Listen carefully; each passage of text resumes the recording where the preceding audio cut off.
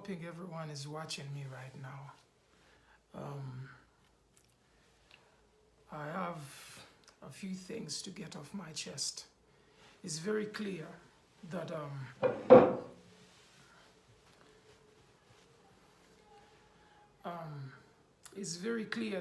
right now you're on the live with APAS. And you've seen clearly what I've written on the live.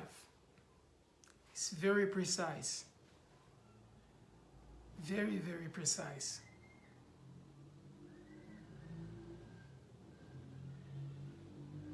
Today, I am here for serious business.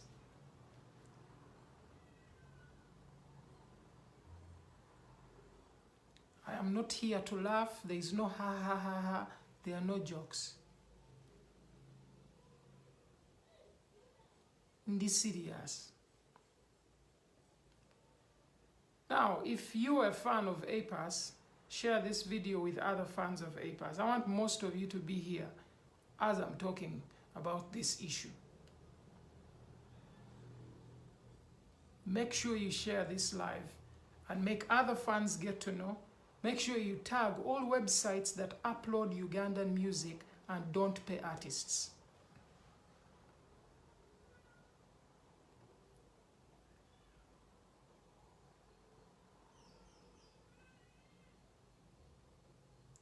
Make sure you add them. Now let me start, because I do not need the whole world to be here before I start a live. Whoever is on is on. Whoever won't be on is gonna get probably to the live after. Now, I've made a tweet and it's very precise. Ugandan artists make music. They go to studio, they make music, they do all this, they toil, and all of a sudden, websites in Uganda get the music and upload it, and people get it for free. My question is, how many of you would do such a business where people get your stuff for free? You don't get paid. But you go in and invest money and you never get paid.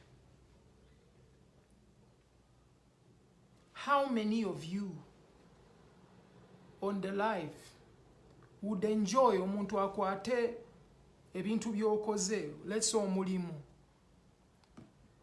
yata gufunemo gwenga tofunamu? I'm talking about all these websites. There are so many. Websites like Howybees, DJ Ericom, MP3 Obabichi, whatever. I am talking about that. Bantu bameka solo genda ku mulimu nagamba nze tebansasula, nze setaga sente, just jakola bukozi.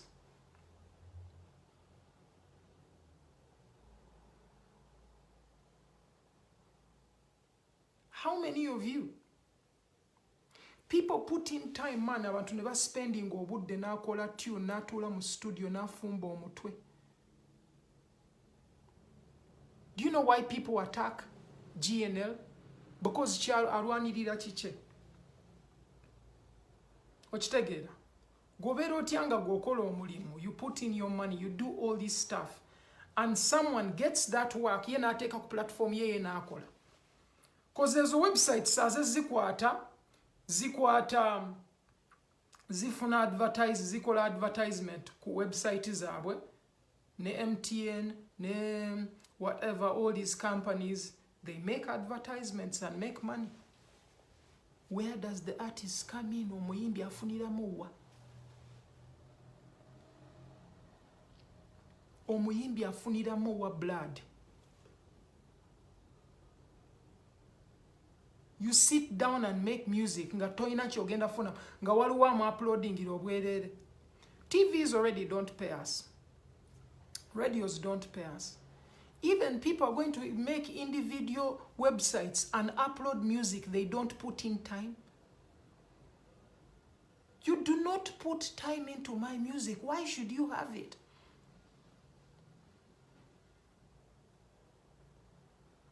Yes, you pay for data. That is data. But my music, I also put in money. So whether you paid data for MTN, you're not supporting me in any way. This is what you have to get in your head. Could you go to a school because you had transport to go there and you don't pay school fees? Mbunze natuse, nze nasobodde sasula transport. Start using your brains before you comment. More so with me. We'll be commenting ku bantu abatategeera sinze.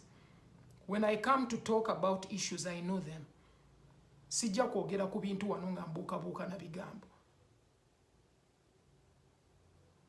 People should gain. These websites have to find a way to make the websites monetary and monetized. Because artists afuniramu wa. Gogende eri oteke mu time mu tune okole buli kyosobola nyo omuntu oli akwate bukwasa ateke ku bintu bi yafuna engeri gyakolamu nga niyo akozesa gwe. Because the more you have more artists on your site, you get more traction. And some artists are excited with our biz. Let me tell you, if you're here and you're an artist,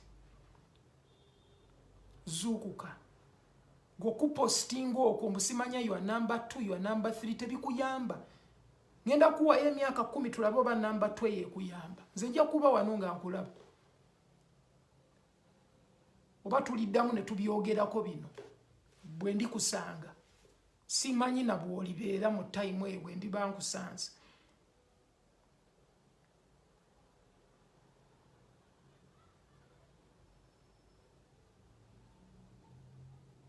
Omuyimbi tafunamu. Omuyimbi tafunamu. Sebeno business guno si muzannyo. It's not a joke. Gomanyi sleepless nights abantu ze bafuna. Blood nova mu studio sawa 11 ez'okumakya ng'okolera abantu tune. Omulala agifunemu ssente nga gwe tokola. Utunulira companies, MTN, Airtel, whatever, all these companies. Bakwata music w'abayimbi. Ne bafuna percentages ezambuka mu 70%, 90%. Omuyimbi afuna 5% callback tune. Niyo omuyimbi n'abeera ize ng'ali bw'ati maana abayimbi badonga abamu. N'obeera ize n'otunula n'ogamba it's okay. Man, music waffe bamuddaminze down. Kyovola bafaana akuvuma wano. Faana akuvuma kozi tamanyi kitegeeza gula kayimba. Nze bafani banga bagula ennyimba zange bampa respect ya waggulu nnyo because agula byayagala. Ne fani ayinza atyo gula music nga waliwo wamujja ku bwereere. Wamutadde ku iTunes, wamutadde ku Spotify, wamutadde buli wamu. Agenda mugula atya nga ina wasobola omujja ku bwereere kabenzi. Nga nina wansobola okujja ekintu ku bwereere oluusi mba neebuuza naye lwaki mba nkigula.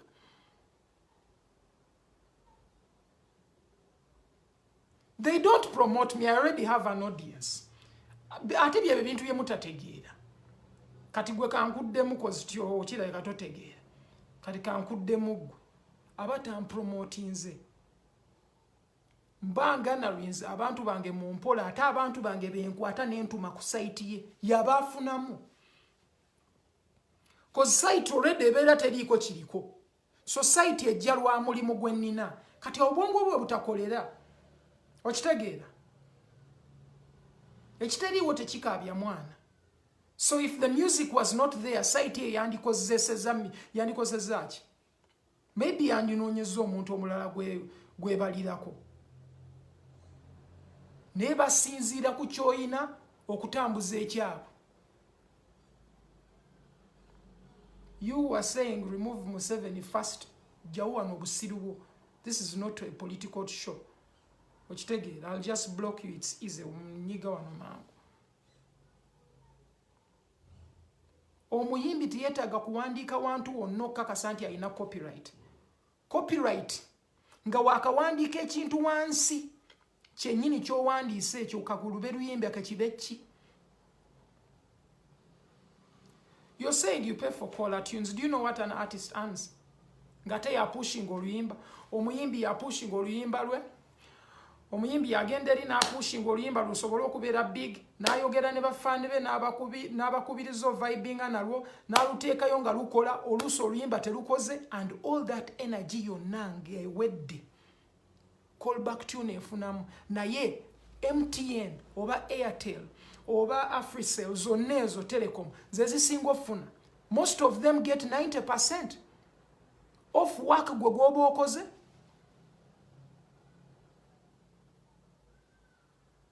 Gwe wali okirabyewa. Wali otaddemu gwe mu kintu kyo. Oli nagamba ojja twalako 5%. Bo batwale 95%. Gwe wali okirabyewa.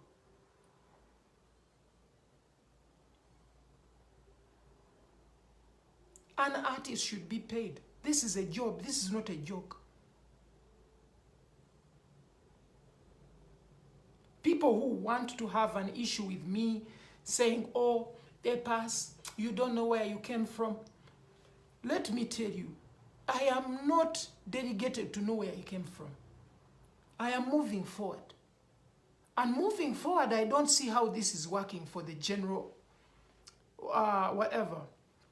the general audience of artists and even the fans. Because when the fans invest in the artists are better to make better music for the fans. We both gain. We both gain. Why should an external company... website yange there are songs I actually give my fans for free. On my personal website. My fans know that. But I have a website. Niyo chimanyi nti buli nsasulira website eyo buli mwezi okusobola okubeera nga website eyo ebeerako naye nga ate mufuna music wabwerere ku website eyo naye nga nino ogimaintaininga buli mwaka oli million kumpi nga million nga mmeka ye buli mwaka buli myaka ebiri. I'm not really sure, I've just forgotten, but you pay money to just even have that music on your website. Music should not be for free. Kivola muvuma abantu kibangwira because temubasasula, temumanyi value ya bintu byabwe. You do not know the value. Singa wali omanyi value ya y'omulimu gwange, wandibadde teweeyisa nga bwe weeyisa. And most of these companies will come and say, oh, so and so is big-headed. But I urge all artists to tell these companies to remove the music until they have better platforms that we can also monitor and see the plays and look at the amount we are getting off that. We don't need to be on. Our music should not be on. Kasigalenga azanya ku radio, kasigalenga azanya ku TV, nenga tali ku site yo. Kabere ku yange, abafani basobolo ogenda ku YouTube. Do you know why Jamaicans get so many plays even just on audio? If you've analyzed, Jamaica afulumya oluyimba mu wiki emu ne lubeera ne million views 2 oba 3 nga audio. Omanyi lwaki? Because bafani baabwe bali structured ogenda ku platforms abayimbi baabwe be bawagira n'amusupportinga nga ye. N'agenda ku Apple Music, n'agenda n'apushing ekintu n'amusupportinga nga ye.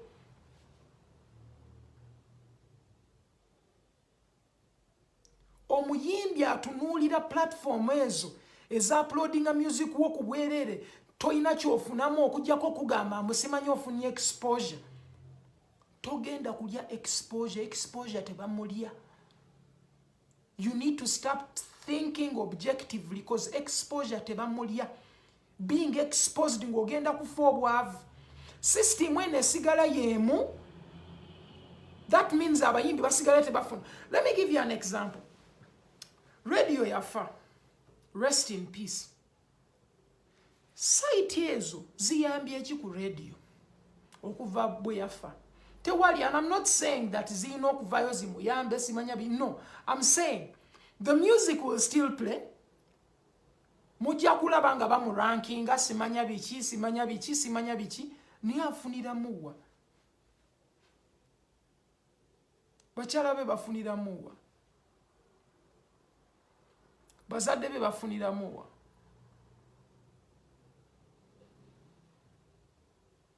How do these people gain? That should be one thing you're thinking about. How do they gain? How do we gain?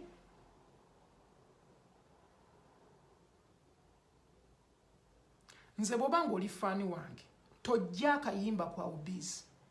Bobanga okyanjagala nze, bobanga toli fani wange gendayo. Tojja kayimba kangu simanya DJ eriko mbaji. Nabagambye bazijjeyo. So tojja zirabayo. We are done. We are done. Eze nyimba ngenda zijjayo. Bumunaaba mwagala ennyimba zange, you're either finding the music on YouTube, you're either going to find the music on my website, you're going to find it on iTunes, because muteekayo music oyo asobole okubeera nga agulwa.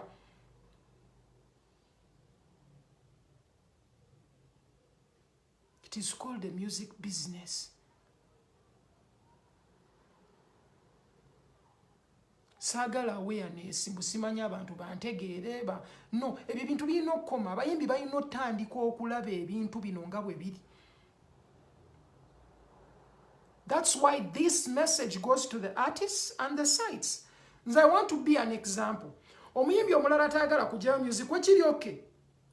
Site okyajagala. GNL was complained the other time, ne balekerawo nozanya music wembu ku Galaxy. That's what he was saying. Oba okitegeera. So company zino oba zirowooza nze ne bwe mutamuzannya nja sigala nga ndi mulamu, ekyo beerawo ng'okimanyi.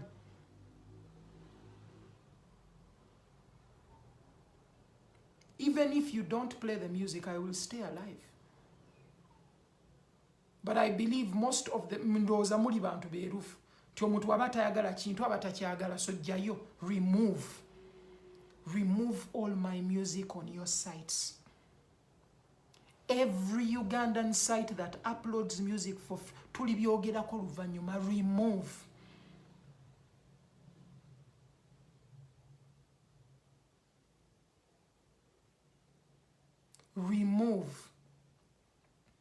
Every fan that cares about my music, you must go to my website.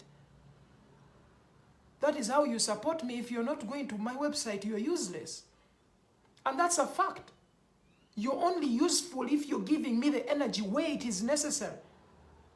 Or watch it again. I'm useless when I'm not producing music for you.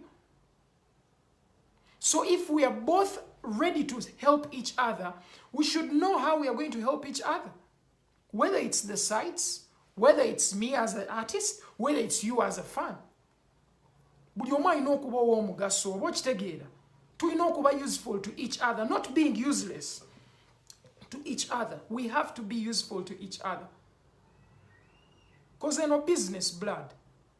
Gokubamu akafaananyi nga singa bafaani bange 5,000 gyokka singa gyali gisobola okugula akayimba kamu ku 1,000 lwokka 1,000 bwe luti nandibadde nina ssente mmeka 1,000 gattako ku 5,000 giyina 0 mmeka giyina 0 4 gattako 0 endala 3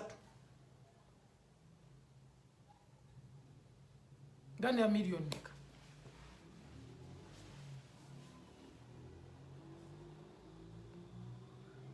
oba nina million mmeka 5,000 ku luyimba lumu njala calculatingire wano nkibalage wano kozi namwe muli slow donze nkimanyi 5,000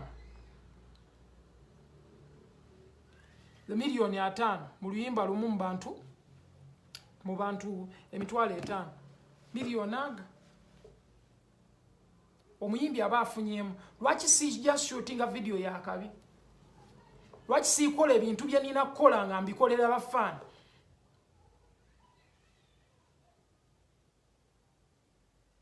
Lwaki omuyimbi taakole charity? Koza aba afuna naye agenda bikola atya nga talina support?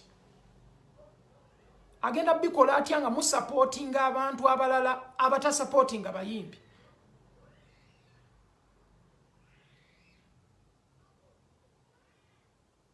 We have to start somewhere. And this is starting now. This is starting now. And the si bashing a man bayimbi baffe bafani baffe wano mu UG. Bafani baffe wano mu UG bagula music. And bandiguze music singa option eyo bagiyina bulungi. Oba okitegeera. Most of the people who listen to my music okiraba wano ku Spotify, Uganda is #1. I don't know if you can actually see this.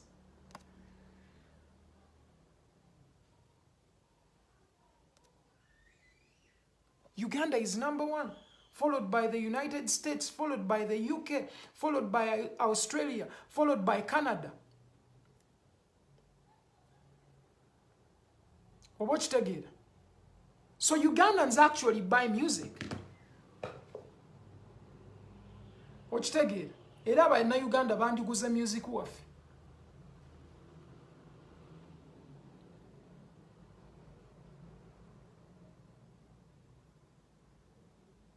The people would be buying our music. Netu bagenda mugula batya nga alina gyamujja ku bwereere. How are they going to support when they know omuntu akimanyi bulungi? Emmere wali bagitunda, emmere wali ya bwereere, n'emmere eyo y'emu.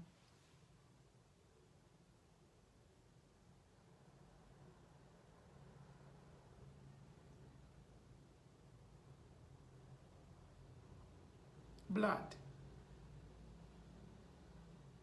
Why most of these artists outside Uganda have made it is because of streaming.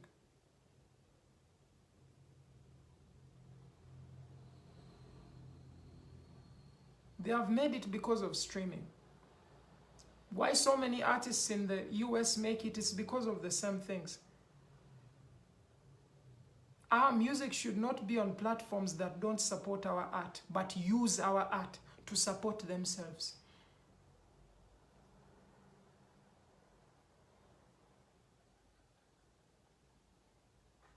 Things have to change.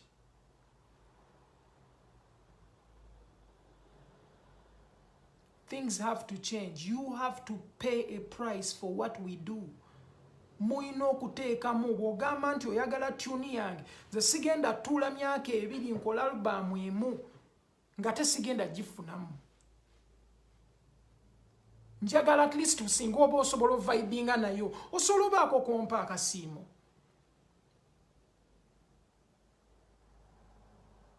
Spotify yaze mu Africa. Mweri kati mu Uganda. iTunes ebaddewo for a very long time. Oba okitegeera. Deezer weeziri. Tidal weeri. Byebina ebifo. Omuyimbi we yandifuniddeyo akasente akatonotono. Ne ku website ye bw'abanga ataddeko n'agamba album mugigule ku website ng'osobola ogiguza mobile money or something like that. Kyandibadde kirungi.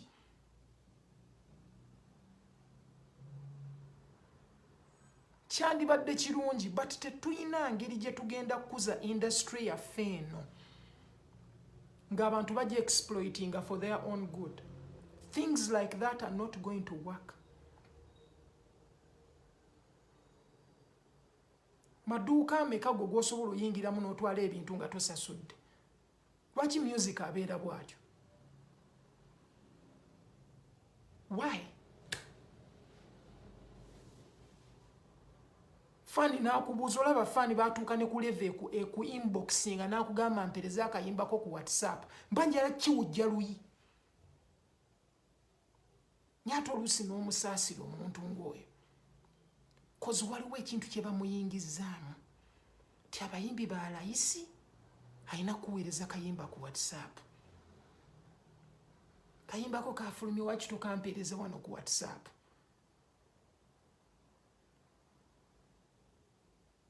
Enyimba mulina zigula. This is a music business.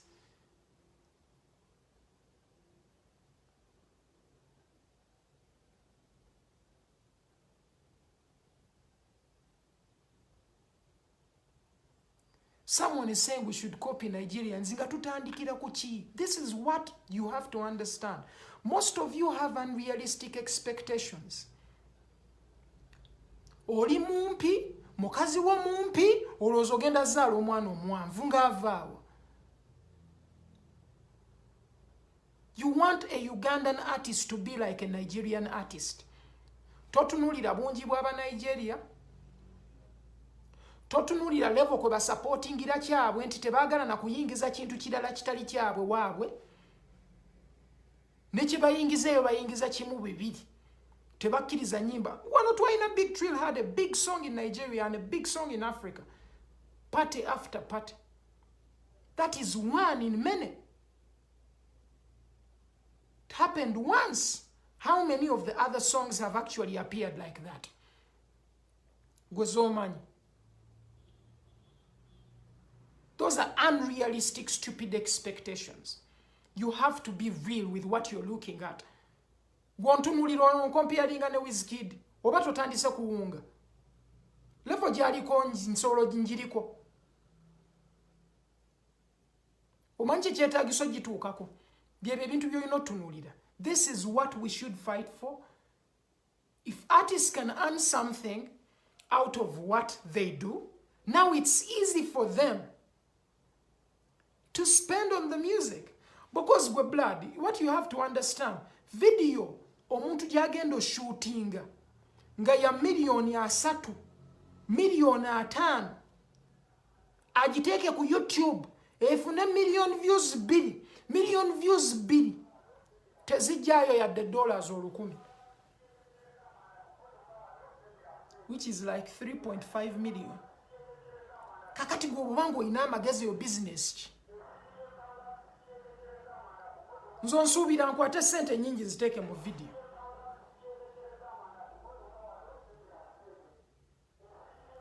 Kiringa gamba omanyi kankwate sente zino zidampinge wali ngenda zisuula mu ttooyi, sente zisuule mu ttooyi. Kyoba okoze.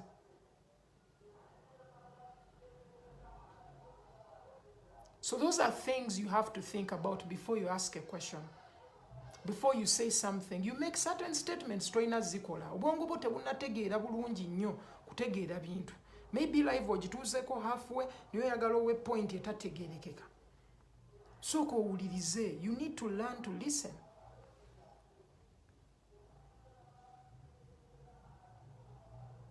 People are saying, oh, this comes at a time where I don't have music. Where you don't listen to my music. That is the point. You are not my fan. That is why you wrote that. My fans know I have music. Kakati gobobanga tomanyi. It's okay. Omanyi Facebook yawa abantu ebbeetu okubeera nga basobola followinga ne page gy'atayagala. Which is okay. Nze nkirabanga ekyobusiru naye gwe oba okirabanga ekyamagezi. Ojja ku page y'omuntu. Oba okitegeera? Gw'otayagala. Gw'otawuliza music we. N'ofuna obudde n'ojja n'ogamba omanyi. Pastor ina music. Bono genda ku iTunes, bono genda ku Spotify. Olitegeera nti nina music. Kakati obwongo bwo tebunategeera nti muyina.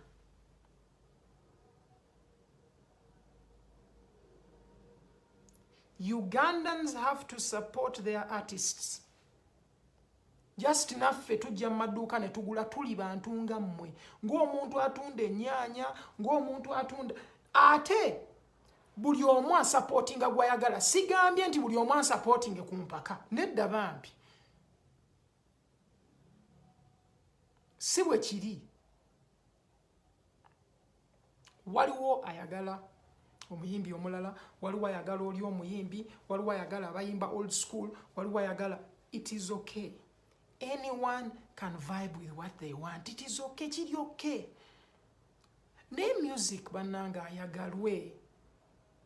Oba kitegeera. Abayimbi basobola okufunamu blood.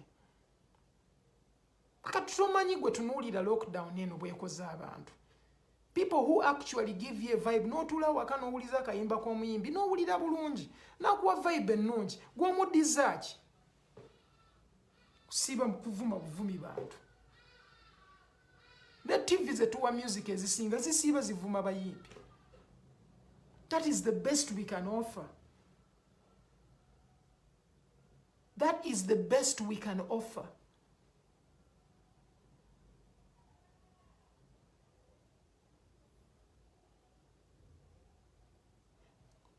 And that's the point. Like one person here has made a point. Abantu abasinga bagamba sina music. Nze saagala kiremeza nnyo ku nze. Bw'oba ng'omanyi simuyina kiri okay. Bw'oba ng'omanyi sina mulamwa kiri okay. Sina bana gwo because entegeera yo ku nze oba okitegeera ndala ku bantu abalala. So tosobola kwogerera buli omu to a certain extent. And it's fine. I respect your view. Sina waaka kyekinjogeza. Oba okitegeera osiiba nange omanyi music wange nnyo so sina waaka. Kiri okay. Sina waaka ekyo nkikkiriza. Naye kyensaba application zonna ezo eziteekayo music ku bwereere ezitasasula bayimbi naye nga zikozesa application zaabwe okufuna deal mu MTN, okufuna deal mu Airtel okwadvertisinga naye nga bakozesa music ng'ekintu kye balina kuli kye batunda so kireeta abantu so abantu ne balaba abantu be bapostinga. Remove.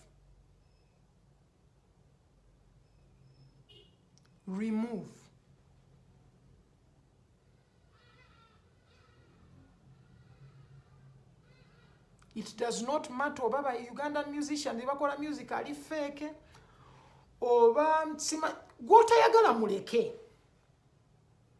It is okay. It is okay. Si byampaka nti olina okwagala buli omu. Toyina kunjagala. Si byampaka. Fanu wange atali bibaawo. It's business. Waliwo abantu abatalya katogo. Oba okitegeera naye ng'ate bwagwa ku bbalugu amulya bukusu. Okitegeera?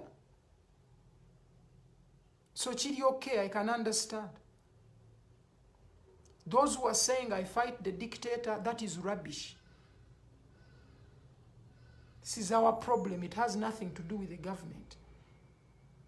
It has everything to do with people like you who open up sites and get people's work gwe bataddemu amaanyi n'omuteekayo gwe n'okola ssente ng'ate ye takola ssente. Remove all my music.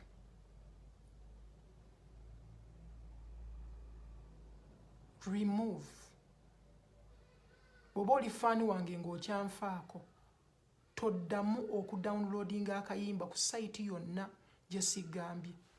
Bw'oba ng'okyanfaako ng'ompa respect ng'ogamba omuyimbi ono ankolera tune ateekamu obudde biki ebyo byonna ng'obibaze byenzize kolera byenzize nkuyirawo omubiri ng'omuyimbi. Toddangamu okusupportinga site ezo nga sizigambye. Bw'oba ng'onfaako oba tonfaako oli waddembe okola ky'oyagala. You are free.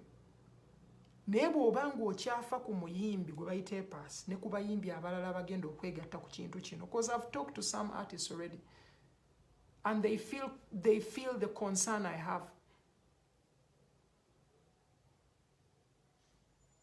Bakifiiringa kiruma. Kiruma gwe okuba ng'oteekamu obudde maani ng'ate abalala be balya mu bintu byo.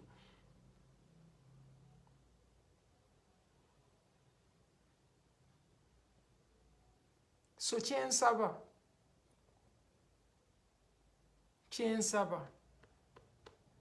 bw'oba ng'oli fan ekyo obeerawo ng'okimanyi.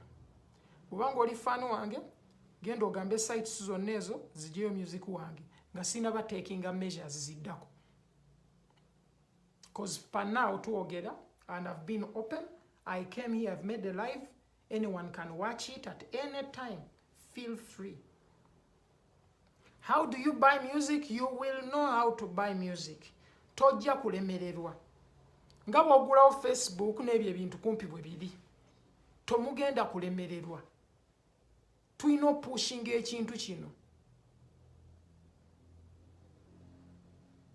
Tulina pushing and it's for the future of the industry. Naawe olibeera n'omwana wo ng'ayingiddemu eno system nga system nfunga takyabusobola gifunamu ng'ebintu byabwereere ye byataddemu ssente. ng'ate abalala babijjamu ssente nga tebataddemu yadde omukono yadde n'ogu okubikola. Blood amaanyi mangi agateekebwa mu music, okitegeera? Amaanyi mangi. Kati amaanyi bwe gabanga mangi, mwandibadde musapootinga omuyimbi koza ateekamu obudde. Ngenda ku example endala. Bw'ogenda ku YouTube olina ky'oba oyambye ku muyimbi, kozi YouTube erina akasente akatono keewa omuyimbi. Bw'ogenda ku iTunes oba olina ky'oyambye ku muyimbi, kozi balina akasente akatono ke bamuwa buli w'owuliriza olwo oluyimba. Bw'ogenda ku Howbiz, bw'ogenda ku sites buno obulala bwonna, Howbiz by the way is one of the biggest. Ekoseza nnyo music okufunamu. Bw'ogenda ku sites ezo ofuna music n'owuliza n'onyumirwa, ku muyimbi talina kyafunyeemu.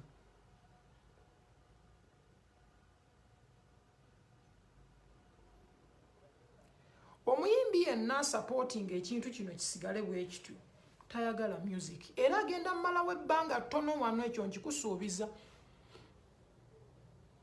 Ojja mmalawo ebbanga ttono,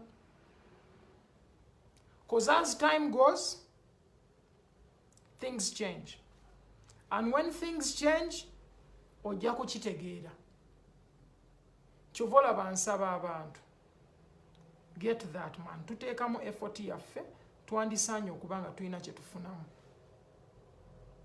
Ansuubira okuniiringa down, ekyo genda okigamba ejjajjaawo, koze eyo si nkola yange, genda omanyiire ejjajjaawo sinze. Nze sinera gwe nfukaamirira ku ki?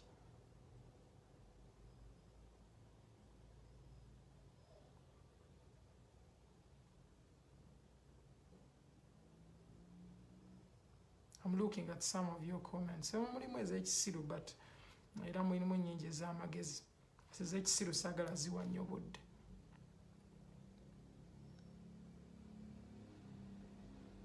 So in the end, my point has been made. Saagala kwongerako bintu mutwalo.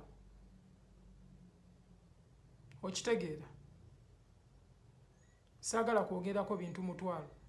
Sites zonna ezirina music wange nga zimuteekerako mu abamanyi gye mumujja. Oba nali mubaweerezaako oba kijjayo.